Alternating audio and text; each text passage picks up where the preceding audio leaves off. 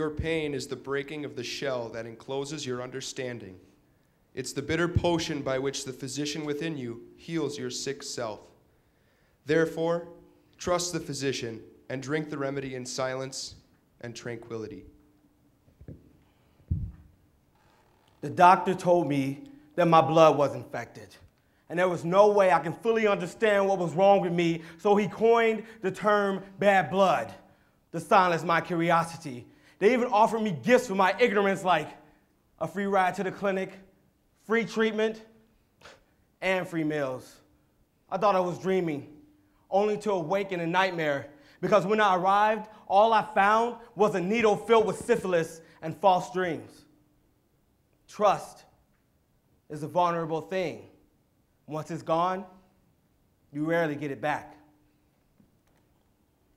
I'm still young enough to remember the stories of lost lives, broken hearts, and the many men drunk off control and power forcing my tribe to march for what seemed like an eternity. My great-grandmother would always say that earth is a prisoner to gluttonous men, and when she's set free, the trail of tears will finally fade.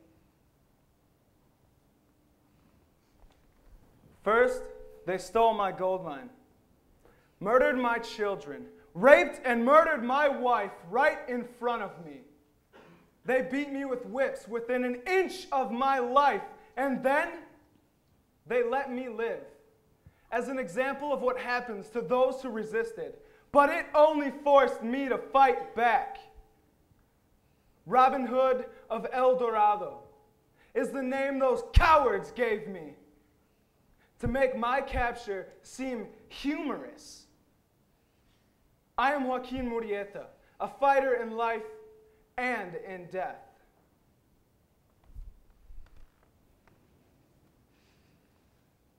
Is this it? Is this all they have to offer to my people? We lay our lives by the thousand in support of the U.S. government, who offer us a truth laced with a sweet lie of secrecy. It was bittersweet, like the cry of freedom overshadowed by the screams of 50,000 civilians. Price paid? Recognitions? It was a promise that never happened. I ask again, is this it? Because the river of death stays littered with mangled bodies of loved ones that still whisper for justice. I stand here for this country that cries over the Vietnam War, but who is crying for my people and my family? I have been cursed white.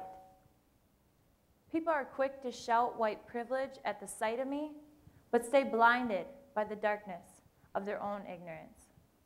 All they see is the etch marks of my ancestors' hatred and evil deeds in my skin. I hate that the image of my skin brings up emotions of pain that tie into imagery of everything that's devilish. But I can't change the past. So I stay trapped inside this body of privilege, cursed white, so that others can see my torment.